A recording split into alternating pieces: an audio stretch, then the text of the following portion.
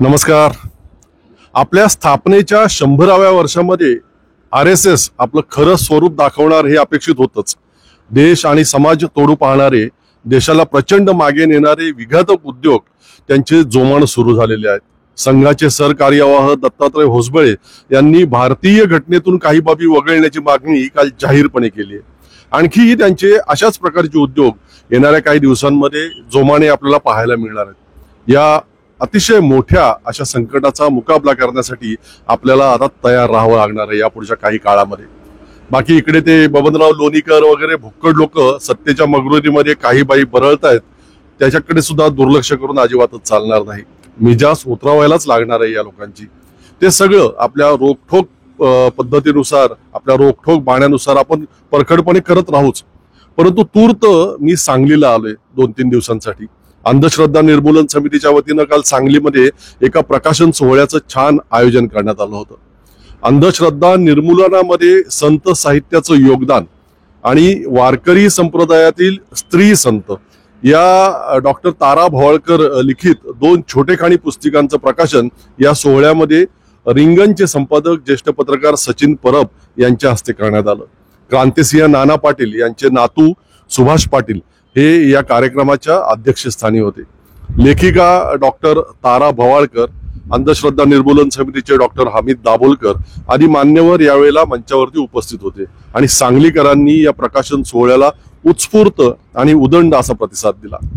दिल्लीच्या अखिल भारतीय साहित्य संमेलनामध्ये डॉक्टर तारा भवाळकर यांनी जे अभ्यासू आणि रोखठोक विचार मांडले त्याचे पडसाद अजूनही मोठ्या प्रमाणात उमटत असतानाच सगळीकडे आता पुन्हा महाराष्ट्र सरकार जे पहिलीच्या मुलांपासून हिंदी भाषेची सक्ती लादू पाहतंय त्या विरोधात ताराबाईंनी घेतलेली भूमिका चर्चेत आलेली आहे. त्यांनी तर केवळ हिंदीच नव्हे तर इतक्या लहान वयात इंग्रजी सुद्धा कशाला मुलांवरती थोपायची, मुलांना 4वी-5वी पर्यंत केवळ मातृभाषेमध्ये शिक्षण द्या अशी भूमिका मांडली. या प्रकाशन सोहळ्यात या सगळ्याच्या निमित्तानं ताराबाई काय बोलतात याचं सुद्धा मला कुतूहल होतं आणि स्त्री संतांच्या बाबतीत, वारकरी संप्रदायाच्या सद्यस्थितीच्या बाबतीत त्या नेमकं काय भाष्य करतात याबाबत सुद्धा मोठं कुतूहल होतं. आजच्या भागामध्ये तुम्हाला ताराबाईंचं अतिशय महत्वाचं असं त्या प्रकाशन सोहळ्यातलं भाषण ऐकवतो, जरूर ऐका. बाईंचं ऐकताना आपण ज्ञानसंपन्न आणि समृद्ध होत जातो. बाकी मग त्यांच्याशी अन्य काही महत्वाच्या विषयावरती संवाद साधून तो सगळा संवाद सुद्धा अभिव्यक्तीच्या पुढच्या काही भागांमध्ये तुमच्या समोर घेऊन येईनच, तुमच्यापर्यंत आणीनच. परंतु आज हे महत्वाचं भाषण ऐका. आणि हो, आपला अभिव्यक्ती चॅनल सबस्क्राईब केलेला आहात का? नसेल केलं अजून तर प्लीज आता लगेचच करा. एपिसोड आवडला तर लाईक करा, शेअर करा आणि तुमच्या प्रतिक्रिया सुद्धा आवर्जून कळवा. पहा, ऐका डॉक्टर तारा भवाळकर. धन्यवाद.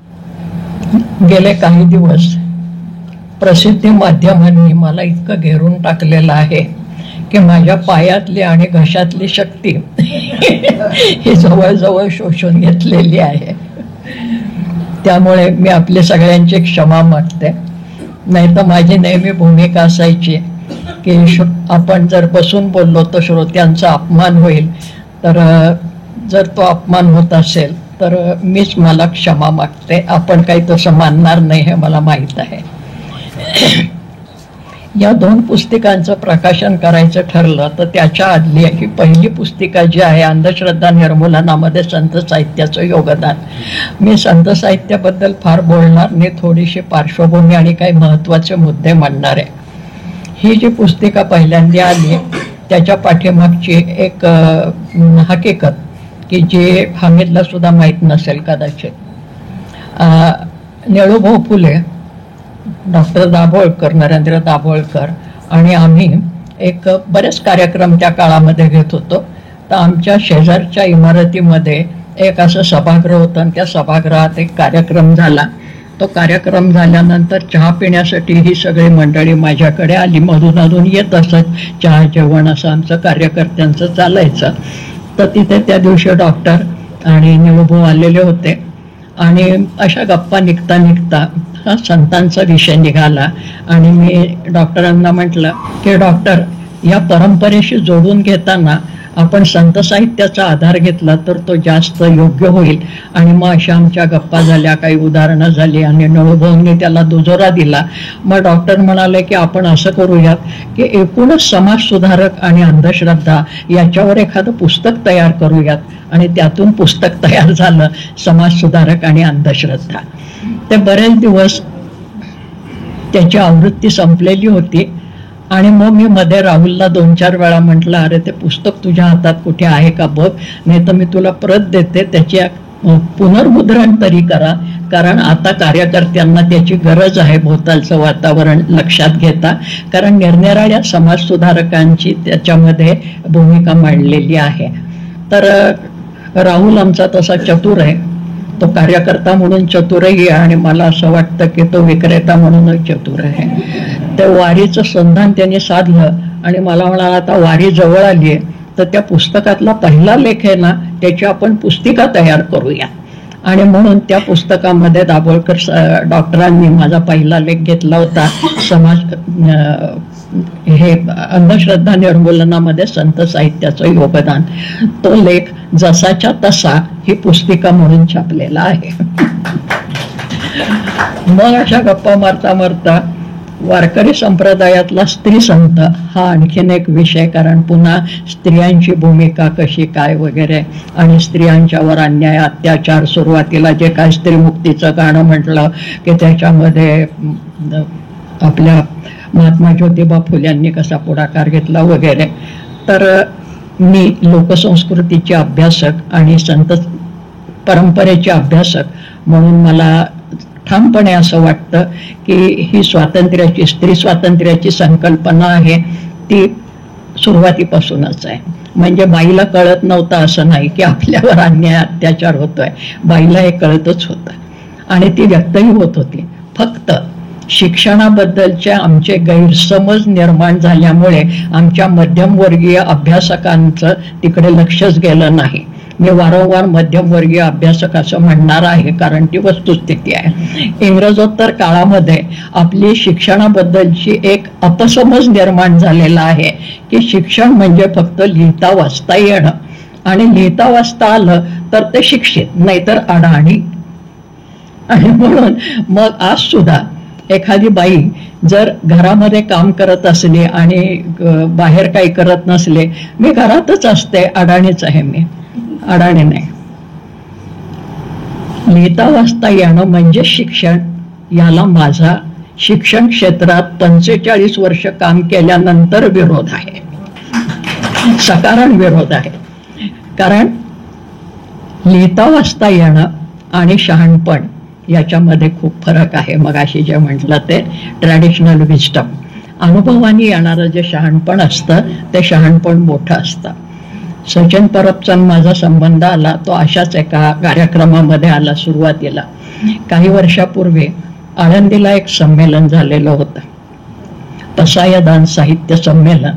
आणि आमच्या देशमुख, लक्ष्मीकांत देशमुख ज्या आधी कलेक्टर होते आपल्या कोल्हापूरला, त्यांनी त्याचं आयोजन केलेलं होतं आणि सचिन त्या ठिकाणी संयोजक म्हणून होते. आणि माझं संपूर्ण भाषण मला पहिल्यांदा उपलब्ध त्यांनी करून दिलं, कारण मी बोलते आणि ते हवेत विरून जातं. म्हणून परवा बोलता बोलता आमचे सदानंद मोरे म्हणाले होते, ताराबाईंचं बोलणं म्हणजे मुक्त चिंतन असतं, त्या लिहित काही नाही.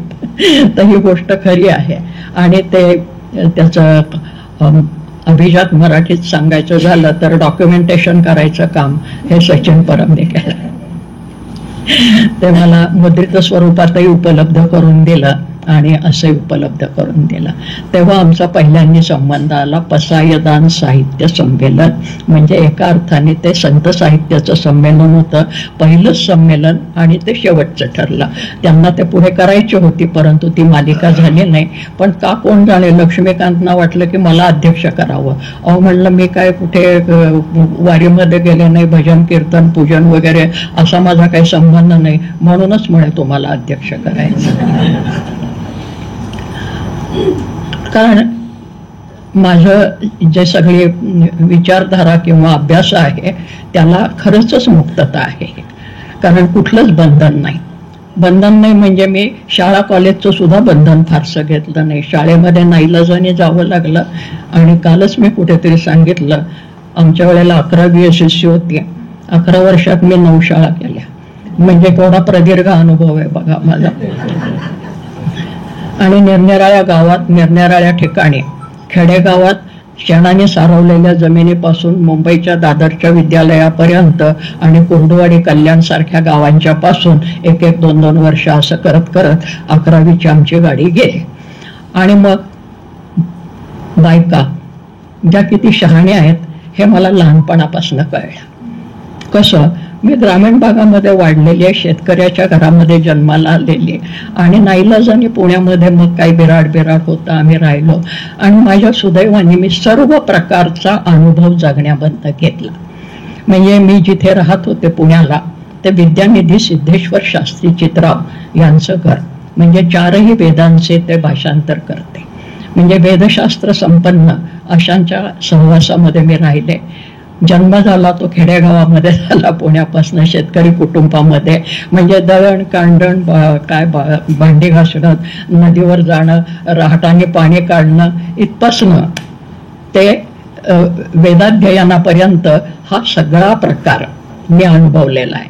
ज्या वाड्यामध्ये आम्ही राहतो तो आजही आहे. अमृतेश्वराचं देऊळ आणि सिद्धेश्वराचं देऊळ नदीच्या काठी आजही आहे. एका बाजूला अमृतेश्वर, एका बाजूला सिद्धेश्वर, एका बाजूला प्रभू रामचंद्र आणि सीतामाई, दुसऱ्या बाजूला लक्ष्मी, आणखीन विष्णू, दारात उभा असलेला पहाऱ्याला मारुती, आणि मध्ये आम्ही काही माणसं. अशा ह्याच्यामध्ये आम्ही राहत होतो. आणि त्या वाड्यामध्ये भजन, कीर्तन, पूजन, निरनिराळ्या प्रकारची लग्न, कार्य, कर्मकांड चालायची. तिथपासून ते दरवर्षी शंकराचार्यांचं आगमन तिथे होत असे. आणि विद्यानिधी सिद्धेश्वर शास्त्री या सर्वमध्ये सहभागी असायचे, सगळ्यामध्ये. म्हणजे होळीची पूजा ते स्वतः करायचे. त्यातली एक गंमत सांगते की डोक्याला धुमारे कसे फुटतात, ज्याचा औपचारिक शिक्षणाशी फार संबंध नाही. तुमची विचार करण्याची क्षमता आणि संवेदनशीलता जर जागृत असेल तर तुम्ही कुठेही तो शहाणपण शिकत असता. होळी होती, पूजा वगैरे झाली. पूजा झाल्यावर ते नैवेद्य वगैरे ते सगळं झालं. आणि मग तुम्हाला माहिती आहे शेवटी काय होतं, ते प्रदक्षिणा घालणं आणि मग पालथी करून यथास्थित शंखध्वनी. मी पण त्याच्यात सामील झाले. वय वर्ष 9. ते सामील झाल्याबरोबर पाठीमागे धक्का बसला आईचा, कार्टे, पोरींनी बोंब मारायची नसते. सिद्धेश्वर शास्त्री चित्राव, ज्यांना आम्ही बाबा म्हणायचो, ते आले. आणि ते वाक्य माझ्या डोक्यामध्ये आजही कोरलेलं आहे, मारू दे तिला बोंब. नाहीतरी बायकांनीच बोंब मारण्याचा आजचा दिवस असतो याचा शोध. मग मी ज्या वेळेला लोकसंस्कृतीचा वगैरे अभ्यास, समाजाचा अभ्यास वगैरे करायला लागले, त्यावेळेस याचा शोध घेता घेता घेता आदिम अवस्थेमधल्या जे स्त्री प्रधान जीवन होतं तिथपर्यंत गेले. राजवाड्यांच्या सारखे लोक मला उपयोगी पडले. भारतीय संस्कृतीचा, भारतीय विवाह संस्थेचा इतिहास आम्ही डोळसपणाने काही वाचतच नाही हो.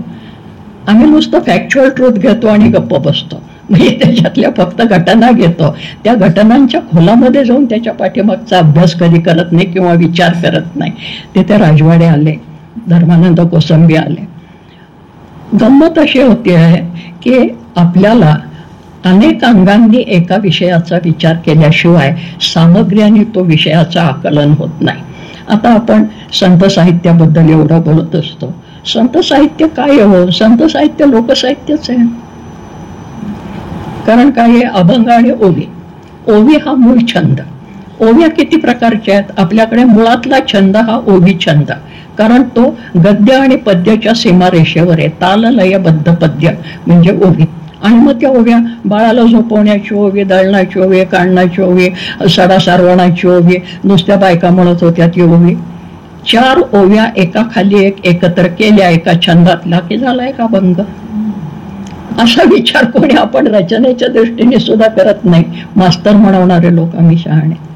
आणि म्हणून मग आमचे डॉक्टर रामचंद्र चिंतामण ढेरे यांच्यासारखे लोक ज्या वेळेला असा मुळामध्ये जाऊन विचार करतात तेव्हा ते सांगतात संत साहित्य म्हणजे काय? परमार्थी कृत लोकसाहित्य. की परमार्थाचा विचार त्याच्यात मांडलेला आहे, पण ते लोकसाहित्य. कारण ओवी हा मूळ छंद आहे. संतांनी श्लोक नाही लिहिले, श्लोक पंडितांनी लिहिले, संतांनी ओवी लिहिली, अभंग लिहिले, भारुडं लिहिली, दमामा लिहिला, धिंगाणा घातला अभंगांच्या मध्ये. तेव्हा हे जे काही सगळं आहे म्हणजे भारुड आहे, हा भारुड लोकपरंपरेतला विचार आहे आणि लोकपरंपरेतला तो छंद आहे, लोकपरंपरेतलं सादरीकरण आहे. आणि हे केलं कोणी? भारुड म्हटलं की आमच्या डोक्यामध्ये आज फक्त एकनाथच असतो, आणि एकनाथ हा उच्चवर्णीय ब्राह्मण, लक्षात घ्या. आणि त्यांनी जे भारुडं रचली आहेत त्या भारुडांच्या मधलं क्रांतिकारकत्व बघा नुसतं तुम्ही. म्हणजे रचनाच्या दृष्टीने तर आहेच, पण आशयाच्या दृष्टीने सर्वसामान्य बाईचं पीडन कसं होतं त्याच्यासाठी स्त्रीमुक्तीचा कोणी झेंडा घ्यायची गरज नाहीये. एकनाथ महाराज सांगतात, नवरा नको ग बाई, मला दारला नको ग बाई. आणि मग का ग बाई, तर तो संवाद आहे, नाट्य आहे. या लोकपरंपरेमधल्या नाट्यामधून पुढचं नाटक विकसित झालंय. अशा प्रकारचा सिद्धांत नाट्याचार्यांनी मांडलेला आहे. तिकडेही आमचं लक्ष नाहीये की भारतीय नाट्य परंपरा ही कुठून आली, तर भारुड हे तिचं मूळ आहे. त्या भारुडामध्ये नाट्य आहे फार मोठ्या प्रमाणावर लोकपरंपरेमधलं, आणि त्याच्यातनं नाटक विकसित झालेलं आहे. माझी विद्वत्ता जास्त पाजळत नाही, फक्त संत साहित्याकडे बघण्याचे हे जे निरनिराळे आयाम आहेत त्याच्याकडे मी फक्त लक्ष वेधते आहे, बाकी काही करत नाही. आणि म्हणून मग संतांनी म्हटलेलं आहे की आम्ही काय करतो आहोत, आडराने भरले जग. हे जग आहे हे आडरानांनी भरलेलं आहे, कुसळांनी भरलेलं आहे, आणि त्याच्यामधनं आम्हाला या लोकांना काढायचं आहे. अतुल पेठेने जे रिंगण केलं ते मी पाहिले. अतुल माझा चांगला मित्र आहे आणि त्यावेळेस आमच्या या सगळ्या चर्चा झालेल्या होत्या.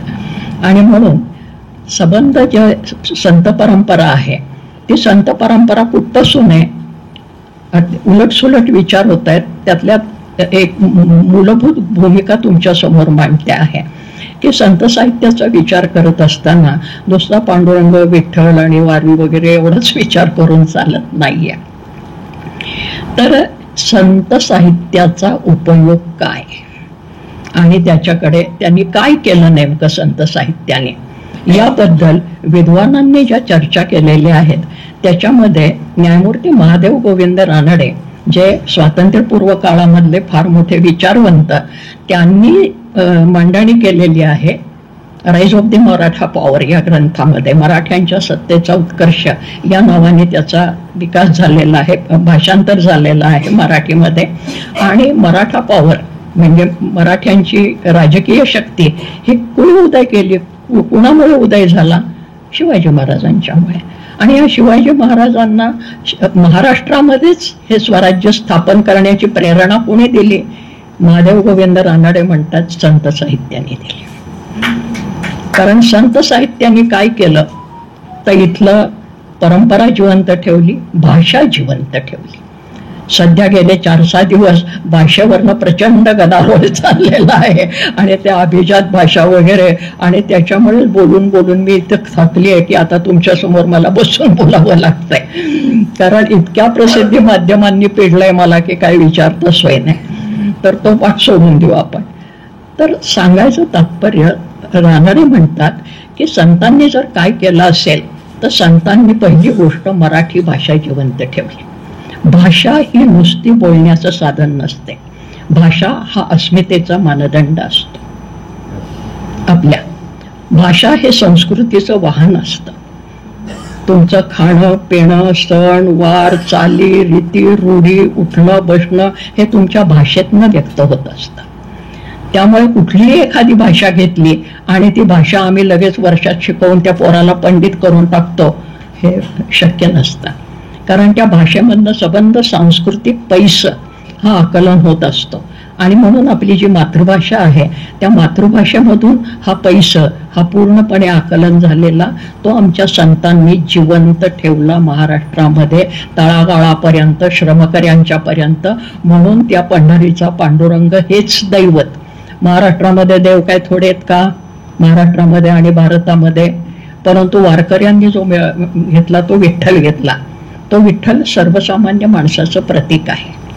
त्याच्याबद्दल मी जास्त बोलत नाही, दिल्लीला बोलले ते भाषण व्हायरल होत आहे की सर्वसामान्य माणूस इथला कसा आहे, श्रमकरी माणूस आहे, हो शेतकरी आहे. ते मगाशी जो उल्लेख केला कांदा मुळा भाजी अवघी विठाबाई माझे, त्याचं रूपच कसं आहे, कांबळ खांदी वाहन पायी डोईस मुंडासे, श्यामल रंगी सान रूप ते साधेपण भासे. तो पंढरीच्या पांडुरंगाची मूर्ती जर तुम्ही त्याच्यावरचे वस्त्र अलंकार दूर करून पाहिले तर ती दगडी मूर्ती जी आहे त्याच्यामध्ये सुद्धा खांद्यावर कांबळ आहे फक्त आणि हातामध्ये काठी आहे. आणि मग पांडुरंग विठ्ठल आणि कृष्ण यांना संतांनी समरूपात पाहिलेलं आहे, एकरूपात. आणि मग गाणी इतकी सुंदर आहेत संत परंपरेमधली आणि त्या भक्ती परंपरेमधली गाणी म्हणते मी, काव्य म्हणून रचना म्हणते. भक्तीचा आणि भावनेचा संबंध नाही, काव्य म्हणून रचना किती हाती काठी सहवळा वळतो गाई, धन्य भाग्य आनंदाजीचे बाई, एक म्हणती हा यशवदेचा काना, लहान दिसतो पण बाई मोठा शहाणा, वत्सन सता धेनुसी आणि तो पाना, अघटित करणी या श्रीरंगाची बाई. असं संबंध ते चरित्र संत साहित्याकडे पाहत असताना किंवा कुठल्याही आमच्या ऐतिहासिक परंपरेकडे पाहत असताना त्या काळातला इतिहास, भूगोल, वातावरण, इथली समाज रचना, त्या समाज रचनेमधले निरनिराळे दंडक यांचा कुठे आम्ही विचार करणार आहोत की नाही. आणि संत साहित्याने जर क्रांती कुठली केली असेल तर सर्व जाती जमातीच्या लोकांना एकच स्तरावर आणण्याचा प्रयत्न केला. म्हणजे जसं न्यायमूर्ती महादेव गोविंद रानडे म्हणाले की शिवाजी महाराजांच्यासाठी अनुकूल सांस्कृतिक पार्श्वभूमी संतांनी निर्माण केली भाषेच्या द्वारे, केवळ भाषेच्या द्वारे. कारण ती भाषा जिवंत ठेवली, संस्कृती जिवंत ठेवली आणि त्यामुळे आमच्या खेड्यापाड्यातला अंदरमावळ मधला साधा मराठा गडी हा शिवाजी महाराजांच्या सैन्यात मरायला तयार झाला. तिथे कुठे राष्ट्रभक्तीची गीतं वगैरे काही म्हटलेली नाही, तर राष्ट्रवाद वगैरे असला काही शिकवला नाहीये. तो त्या भाषेच्या मधनं गेला, तो त्या आचरणामधनं गेलेला आहे दैनंदिन. दुसरी महत्वाची गोष्ट, हा जो काळ आहे इसवी सनाचं 13वं शतक ते 17वं शतक, तर हे जे सगळे मधले संत आहेत हे या काळात झालेले. आता हा काळ कसा आहे की या काळामध्ये एकीकडे मुघल साम्राज्य पसरत आहे, निरनिराळ्या शाह्या होत आहेत. इतिहासाचा विचार करा त्यावेळेला, नुसता संत साहित्याचा विचार करू नका. अभिजात मराठीमध्ये ज्याला इंटरडिसिप्लिनरी स्टडी अप्रोच म्हणतात, आंतरज्ञानशाखीय विचार पद्धती, की अनेक शास्त्रांचा विचार तुम्ही एका वेळेस केला तर तुम्हाला बऱ्याच गोष्टींचा उलगडा होऊ शकतो. नुसतं संत साहित्य, नुसती ओवी घेतली ना अभंग घेतला ना अर्थ लावत बसला होत नाही. तसा तो संबंध काळ जो आहे तो काळ तुम्ही बघा, संबंध भारतभर निरनिराळ्या भाषेमध्ये निरनिराळ्या प्रदेशामध्ये संतच निर्माण झालेले आहेत. काश्मीरमध्ये लल्लेश्वरी आहे, राजस्थानमध्ये मीराबाई आहे, गुजरातमध्ये सहजोबाई आहे, दक्षिणेकडे सगळे इतर संत आहेत, बसवाचार्यांचा पंथ आहे, पण केरळापर्यंत कारकेला अम्मय्यर आहे. किती संत सांगावेत हो तुम्हाला. आणि हा जो मधला काळ आहे 13वं शतक ते 17वं शतक हा सगळा संत साहित्याचा काळ आहे. अशा वेळेला तुम्हाला साहित्याचा इतिहासाचाही विचार करावा लागतो. सर्व प्रांतामध्ये आपापल्या भाषेमधनं तिथली स्थानिक दैवत ही उपास्य दैवत आहे. उपास्य दैवताच्या बाबतीत भक्ती परंपरेमध्ये कुठेही आडकाठी नाहीये. मग कुठे ते नाथपंथ असतील, कुठे शैव असतील, कुठे वैष्णव असतील, कुठे काळा विठ्ठल असेल, कुठे विठ्ठल आणि वीरप्पा एकत्र झालेले असतील, देवांची सुद्धा संकर झालेले आहेत निरनिराळे. त्या विठ्ठलामध्ये किती देवतांचा संकर झालेला आहे. आता बुद्ध आम्हाला आत्ता असं वाटलं ना आश्चर्य वाटायला लागलं. आश्चर्य वाटायचं काही कारण नाही. संबंध विठ्ठल परंपरेचा जर इतिहास पाहिला, साधी गोष्ट तुमच्यासाठी, श्री विठ्ठल एक महासमन्वय हे डॉक्टर ढेऱ्यांचं पुस्तक तुम्ही पहा. त्याच्यामध्ये हा विठ्ठल दक्षिणेकडे, मग आम्हाला फक्त अभंग माहिती असतो, कानडावो विठ्ठलू कर्नाटकू त्याने माझं मादी काय लावे लावेधू. आता कानडा विठ्ठल म्हणजे काय, कर्नाटकू म्हणजे काय? तर कन्नड प्रदेशामधनं आला विठ्ठल. आला कुठनं? कन्नड प्रदेशामधनं आला, महाराष्ट्रामध्ये राहिला. तेलंगणापासून अगदी मारवाडापर्यंतचे त्याचे भक्त वारीला येतात ना. कारण हे वारीचे जास्त अभ्यासक आहेत म्हणून त्यांनी मला 1-2 अंकात लिहायला लावलं होतं केव्हा तरी. तर सांगायचं तात्पर्य, भारतभर हा संत काळ आहे. त्या त्या प्रदेशातले संत त्या त्या भाषेत लिहित आले आणि एकच गोष्ट सांगत आले. काय सांगत आले? कुठल्याही कर्मकांडाचा पुरस्कार केला नाही, जो अभिजन परंपरेने केला आणि आजही करते आहे. कर्मकांड नाही. किती साध्या शब्दात, अंतरी निर्मळ वाचेचा रसाळ, त्याचे गळा माळ असो नसो. मगाशी कोणीतरी सांगितलं गळ्यात माळ घातली की ते बंधन, काही नाही हो.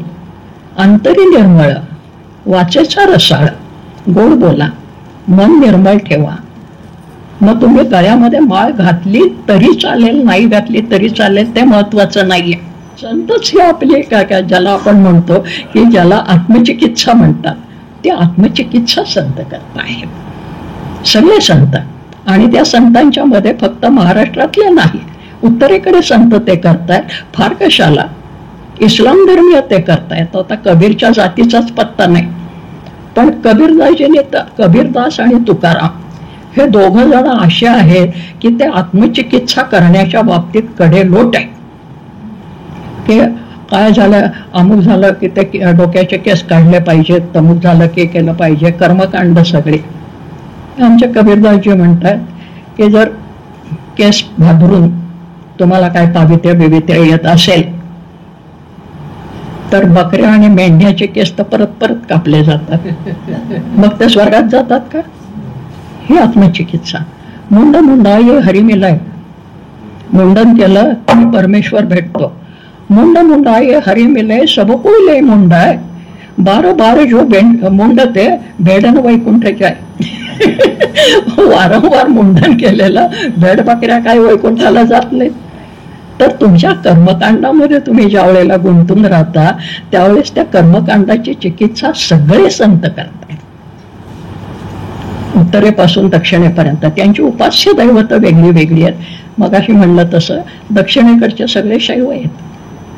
आता आमच्या हक्क महादेवी बसव संप्रदायामधले शैव आहे आणि केवढी बंडखोर आहे ती. सगळ्या संत स्त्रिया हे तुम्ही फार थोड्या संत स्त्रियांचा झलक दाखवली आहे मी. तर त्या संत स्त्रिया एवढ्या बंडखोर आहेत की सगळी स्त्री मुक्ती चळवळ झक मारते तिच्या पुढे. कुठं नाही सांगा काय. अतिशय रूपसुंदर अशी ही कन्या, राजा बिज्जल कर्नाटकातला त्याच्या दृष्टीस पडली. आणि नेहमी माहिती आहे की जो उच्चवर्णीय किंवा उच्चस्तरीय पुरुष असतो त्याच्या मनात एखादी मुलगी भरली की ती पाहिजेच मला वगैरे वगैरे, तसं ते तिच्याशी लग्न करतो. आणि ती नाही म्हणते आधी तर तिला दम भरतो, तू जर माझ्याशी लग्न केलं नाहीस तर तुझ्या आई वडिलांना संपवेन. हे आज चालले तेच होते. बाईच्या बाबतीत काय फार फरक पडलेला नाही. आणि मग त्यावेळेला तिने आट घातली, बरं आता माझ्या आई बापांना मारायच्या पेक्षा लग्न करते तुझ्याशी, पण माझ्याही अटी आहेत.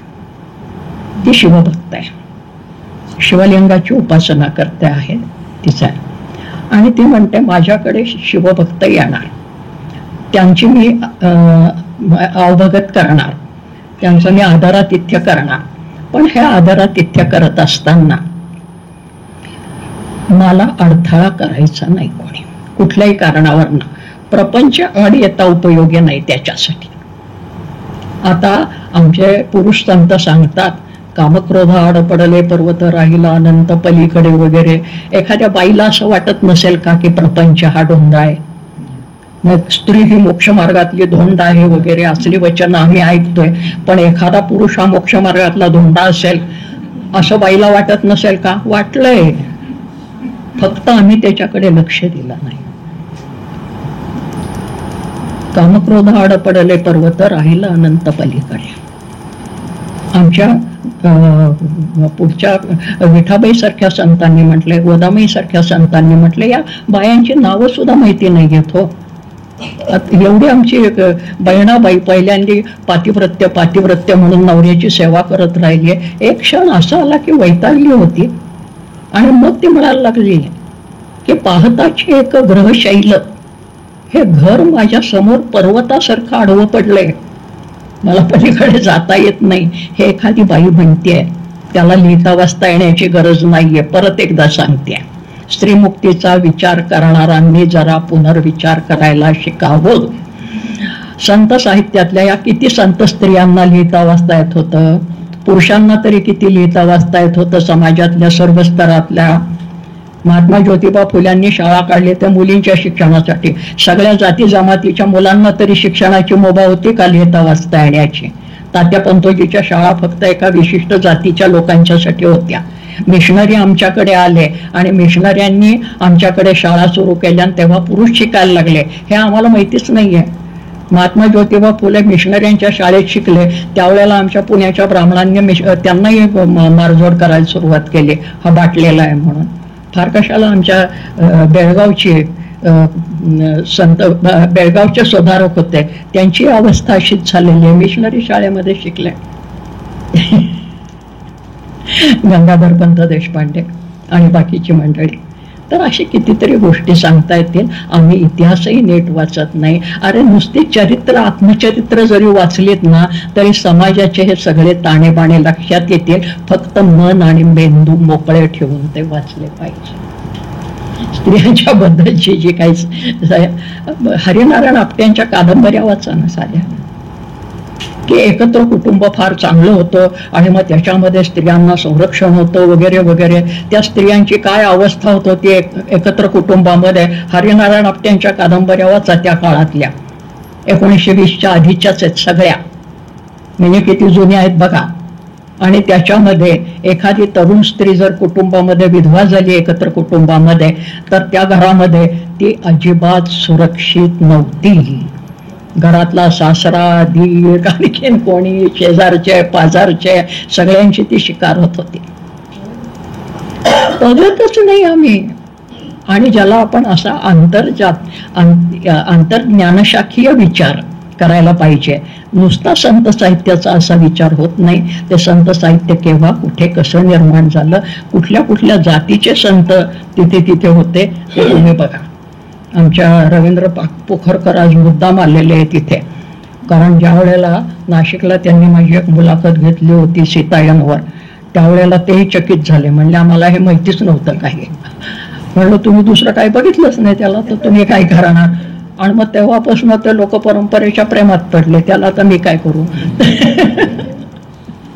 लोक परंपरेतले जात्यावर दळण दळणारी बाई बहिणाबाई चौधरी काय म्हणते ती, माझी मुक्ताई मुक्ताई, माझी मुक्ताई मुक्ताई 6 वर्षाचं लेकरू, चांगदेव योगी यांनी तिला मानलं र गुरु. चांगदेव खाली उतरला वाघावरनं, तिचे पाय धरले, तू माझे गुरु आहेस म्हणून. हे जे काय उपजत शहाणपण आहे आणि हे जे आत्मसामर्थ्य आहे, हे सामर्थ्य तुम्हाला सर्व संतांच्या मध्ये उत्तरेपासून दक्षिणेपर्यंत दिसेल. अशा जबरदस्त संत बायका सगळ्या भक्ती संप्रदायामध्ये होत्या, महाराष्ट्रामध्ये होत्या. जनाबाई आमची, आता तिच्या आई कोण बाप कोण काय माहिती नाही. आई मेली बाप मेला, आता सांभाळी विठ्ठला, मी तुझे गाले करू नको मजसी अभेरू असं म्हणायला लागले. पण आमच्या जात्यावर दळण दळणाऱ्या बायांना ती जनाबाई इतकी जवळची वाटते की काय विचारता सोय नाही. काल एका चॅनलने माझी मुलाखत घेतली वारीवर आणि संतांच्यावर, त्याच्यात मी हे सगळी कथा सांगितली. ती आत्ता काही सांगत नाही. पण ही जनाबाई अंत्याच्या समाजातली एक टाकून दिलेली मुलगी, स्वतःला नामयाची दासी समजणारी, पण तिला सुद्धा मंदिरात प्रवेश दिला नाही हो आमच्या या उच्चवर्णीयांनी. म्हणजे नामदेवाच्या कुटुंबातल्या राजाई गोणाई त्याची पत्नी ह्यांना प्रवेश दिलेला होता आणि हिला प्रवेश दिला नाही, जी स्वतःला सातत्याने नामयाची दासी नामयाची दासी म्हणते तिला. आणि मग तिच्यावर उलट टीका करायला सुरुवात झाली. ते मग ती आमची जनाबाई पण ह्या अक्का महादेवी सारखे निसंग झाले, ज्याचं वर्णन केलेलं आहे एकनाथ महाराजांनी याच्यामध्ये. बाई मी जाहले निसंग, विकल्प नवऱ्याचा सोडियाला संग. जसा तो विकल्प नवऱ्याचा अक्का महादेवीने संग सोडला तसं इकडे झालं. जनाबाईचं लग्न नव्हतं झालं, पण ती म्हणाले तुम्ही, मी कितीही जरी मर्यादेमध्ये वागले तरी तुम्ही माझी जर अवहेलनाच करत असाल, मला जर तुम्ही बसवी म्हणत असाल, कसबीण म्हणत असाल, उघड्या मांडीचं कसब दाखवणारी म्हणत असाल, या सगळ्याला लोकपरंपरेमध्ये अतिशय वाईट अर्थ आहे. तर ती म्हणली हो आहे मी तशी. पुढे डोईचा पदर आला खांद्यावरी. डोक्यावरचा खांद्यावर पदर बाईचा खांद्यावर आला की तिचं शील गेलं, तिचं सगळं वस्त्रामध्ये शिलावं गुंठण केलेलं. बाकी बाबा कसा का हिंडेना, त्याचं अतिशय ओंगळ वर्णन रामदासांनी केलेलं आहे. तिकडे काही जात नाही मी आता. की नदीच्या काठावर पुरुष ज्या वेळेला वस्त्रांतर करतात त्यावेळेला काय होतं ते. आणि या जनाबाईचं मात्र मग ती म्हणली वा आहे मी तशी. मग डोईचा पदर आला खांद्यावरी, भरल्या बाजारी जाईन मी, हाती घेईन टाळ, खांद्यावरी वेणा, आता माझं मना कोणतरी. पंढरीच्या पेठे मांडियले पाल, पाल घातलेली बाई आहे मी पालावरची. पालावरची बाई म्हणजे काय, रस्त्याच्या कडेला कुठेही आडोसा करून शरीर विक्रय करणारी तिला पालावरची बाई म्हणतात. किंवा जे आपलं शरीर प्रदर्शन करते, उघड्या मांडीचं कसब दाखवणारी, हे लोकपरंपरेतले शब्द आहेत. जनाबाई म्हणते हो आहे मी तशी. पुढे पंढरीच्या पेठे मांडियले पाल, पण मी पाल कुठं मांडले, पंढरीच्या वाटेवर मांडले. मनगटावर तेल घाला तुम्ही. जनी म्हणे तेव्हा मी झाले वेसवा. झाले मी वेसवा झाले, वेश्या झाले, वेसवा वेशीवरची बाई. तेव्हा मी तशी झाले. या आमच्या संत स्त्रिया आहेत, भारतभरच्या आहेत. ती उत्तरेकडची काश्मीर मधली लल्लेश्वरी तशी आहे, दक्षिणेकडची अक्का महादेवी तशी आहे, ही आहे. महाराष्ट्रामधल्या सगळ्या स्त्रिया अशा आहेत. ती गोदामाई कीर्तने आहे, कितीतरी. विठाबाई आहे, ती विठाबाई तो कोणाला माहिती नाही. तिची तर गंमत अशी आहे की ज्याला आज आपण आमचे काय सुप्रीम कोर्टातले जजेस सुद्धा आणि न्यायाधीश सुद्धा वाद घालतायत की पतीने जर स्त्रीच्या इच्छेविरुद्ध तिच्याशी संपर्क केला तर त्याला बलात्कार म्हणायचं नाही, असं आमच्या सुप्रीम कोर्टातले न्यायाधीश आज म्हणताय. काय देश सुधारलाय, अमुक झालंय, तमुक झालंय, माणूस सुधारलाय, आम्ही पुढे गेलो, आणि आमचे न्यायाधीश असं म्हणतात. आणि माझी विठाबाई काय म्हणते, 16-17 वर्षाची मुलगी, इसवी सनाच्या 14व्या-15व्या शतकात, भ्रतारवो मजसी ओढितो एकांती, भ्रतारवो मजसी ओढितो एकांती, मध्यरात्री जाणा समयासी, ओढून या बहुत माजितो मजसी, भोगावे मजसी म्हणून या. हे उघडपणे ती सांगते. आज असं उघडपणे सांगायला लागलं तर ते बाईलाच निर्लज्ज म्हणायचे. मग आमचे एकनाथ महाराज म्हणतात हो बाई झाले, बाई मी जाहले जाहले निसंग, विकल्प नवऱ्याचा सोडियाला संग. हा विकल्प जो प्रपंचामध्ये सारखा येतो आहे स्त्रीच्या आड, तो सोडून दिल्याशिवाय तुम्हाला खऱ्या अर्थाने मुक्ततेचा आनंद लाभणार नाही. हे संत स्त्रिया सांगतात. हे माझ्या जात्यावर दळण दळणाऱ्या बायका सांगतात, ज्या 18 पगड जातीच्या आहेत. कुणाला त्यांना तथाकथित शिक्षण बिक्षण वगैरे असलं काही नाही. जात्यावरच्या ओव्या फक्त आम्हाला कशा माहिती आहेत, बापाचं कौतुक, भावाचं कौतुक, नवऱ्याचं कौतुक, आमच्याचं ते फटकारलेलं सुद्धा आहे त्या त्या वेळेला. इकडे कुणाचंच लक्ष गेलं नाही. थोडासा आत्मस्तुतीचा दोष पदरात घेऊन सांगते. हे सांगणारी लोकसंस्कृतीच्या अभ्यासाची पहिली बाई आहे. की जात्यावर दळण दळणाऱ्या बायका किती क्रांतिकारक आहेत. बायकांना माहितीच नव्हतं हो आपल्यावर काय अत्याचार वगैरे होतो. हे तुमचं स्त्रीमुक्तीचं फॅड आलं आणि त्यांनी आमच्या साध्या सुध्या बायांना बिघडवलं, असं आजही म्हणणारी माणसे. तर माझी जात्यावर दळण दळणारी बाई म्हणते, झाडाला लागला आंबा, झाडाला लागला आंबा, आंबा नववती कैरी. वाटलं तो आंबा आहे, पण ती कैरीच निघाली. हे कशाला उद्देशून आहे रूपक तुमच्या लक्षात येईल. सवतीवर लेख दिली बापाई कोण झाले वैरी. सवतीवर लेख बाप देतो, मुलगी नाही आपण होऊन जात.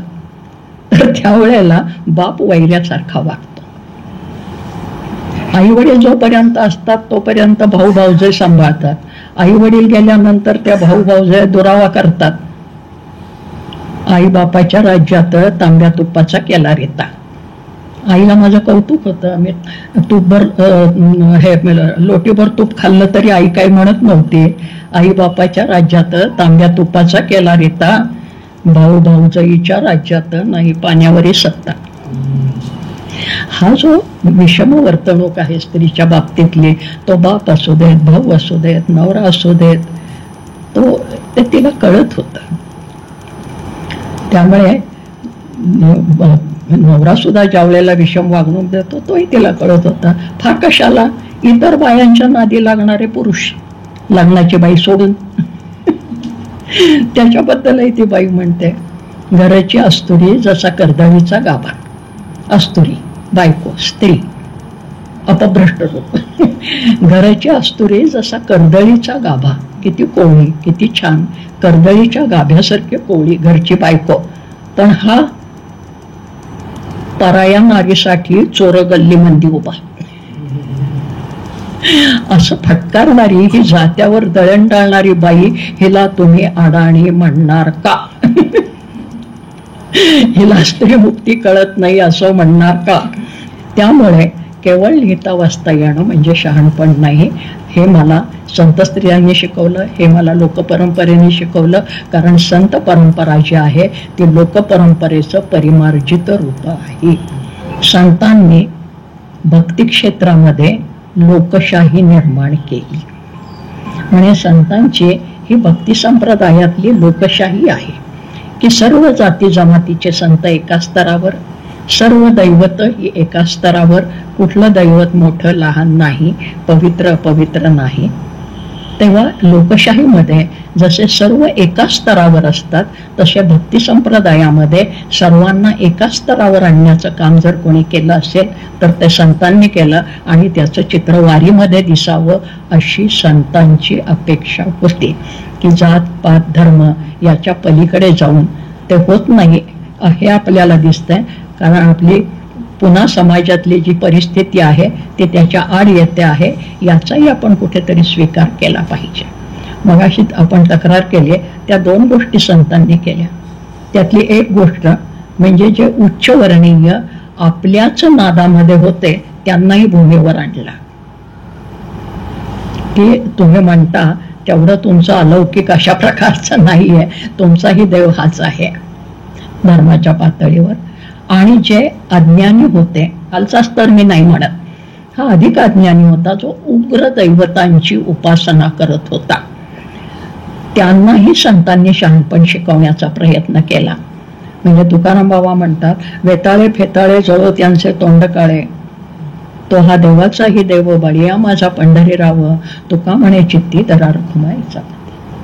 तेव्हा जे अगदी अज्ञानात आणि उग्र उपासनेमध्ये गुंतलेले आहेत त्यांनाही बाहेर काढलं. आणि जे आपल्या अहंकारामध्ये गुंतलेले आहेत त्या भटाबामणांनाही खाली खेचण्याचा प्रयत्न केला आणि सगळ्यांना समान स्तरावर आणण्याचा प्रयत्न केला. ही आध्यात्मिक लोकशाही संतांनी निर्माण केली, वारकरी संतांनी. हे म्हणणं आपण, म्हणजे मी विनंती करीन राहुल सारख्या, अमित सारख्या कार्यकर्त्यांना, यांच्यासारख्या लोकांना, की ही जी आध्यात्मिक लोकशाही आहे ही जास्त रुजेल कशी याचा आपण प्रयत्न केला पाहिजे. त्या तुम्ही देवधर्म माना किंवा न माना तो काही महत्त्वाचा मुद्दा नाही आहे. परंतु लोकशाहीची जी तत्व आहेत की सर्व माणसं एका समान स्तरावर आहेत, ती आपल्या कुटुंबापासून मग ते राजकारणामध्ये येतील. नाहीतर मग काय होईल? कालच एका मुलाखतीचा शेवट करताना मी मगाशी पाटकरांना सांगितलं की आता मगाशी ते काय तू म्हणाला ना ते मांसामध्ये वारकरी लोकांचाही काय मांस खाऊ नये अमुक तमुक वगैरे, तर हे असं का होतंय आणि मग हे असले व्यसनांचा प्रचार वगैरे का होतोय वगैरे. तर एका वाक्यात मी सांगितलं त्या मुलाखत घेणाराला, याचं कारण संबंध ही जी काय वारकरी चळवळ आहे ही भक्तीकडून भांडवलशाहीकडे चाललेली आहे. याच्यात सगळं आलं आणि त्याचे बरेचसे तुम्ही बारकाईने विचार केलात तर सर्व पातळ्यांवर आपल्याला हे दिसेल.